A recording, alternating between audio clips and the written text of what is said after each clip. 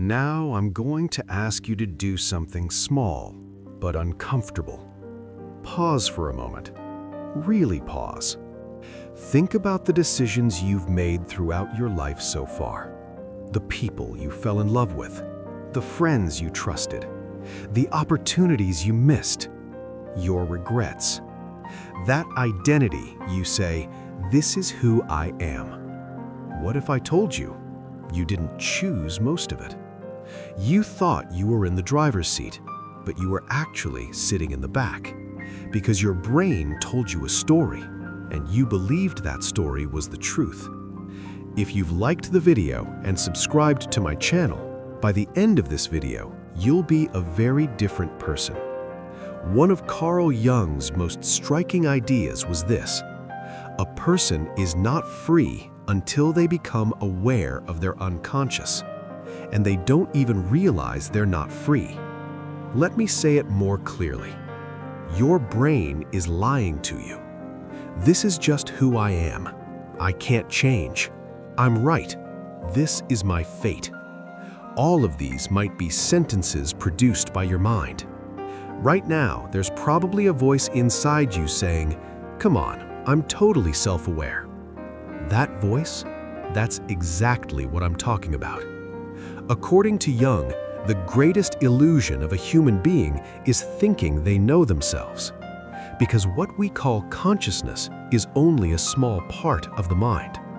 The place that makes the real decisions, drives the impulses, and hides the deepest fears is the unconscious. And the unconscious is not silent. You just don't know its language. Have you ever found yourself entering the same type of relationship over and over again? Have you ever said, "This time it's different," and ended up with the same disappointment?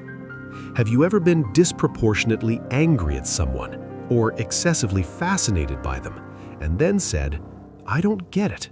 Why does the same thing always happen to me?" Maybe the real question should be, why are you drawn to the same thing every time? Jung wouldn't call that fate.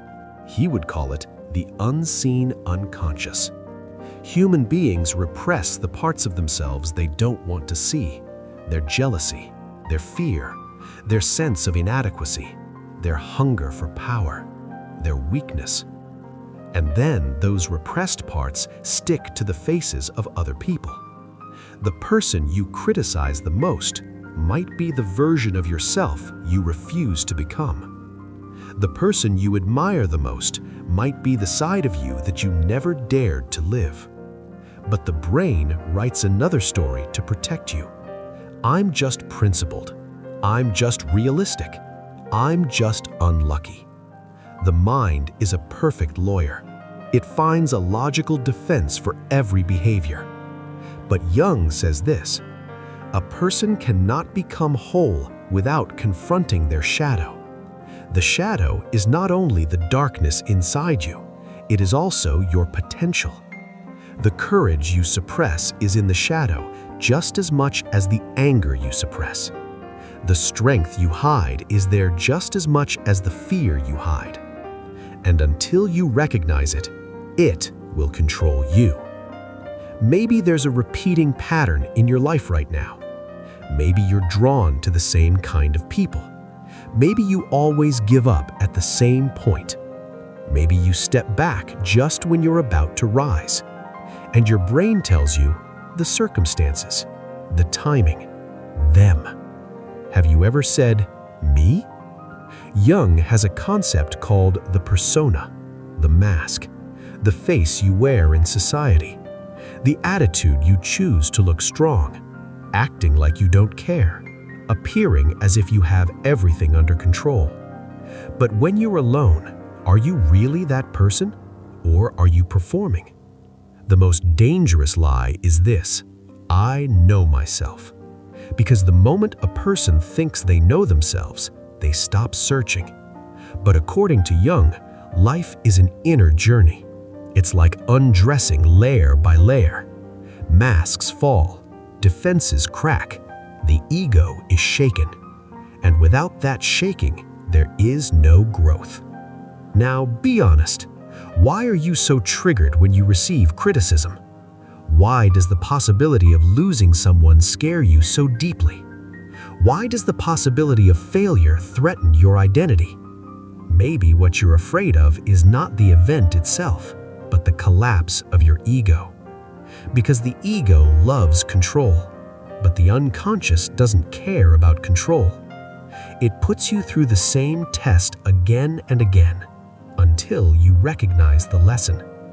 Jung's famous quote is this: "Until you make the unconscious conscious, it will direct your life, and you will call it fate."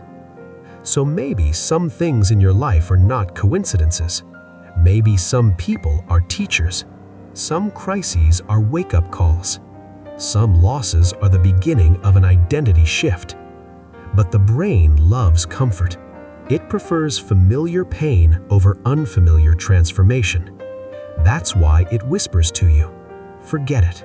It's not worth it. It'll pass anyway." Will it? Or will it just change shape and return?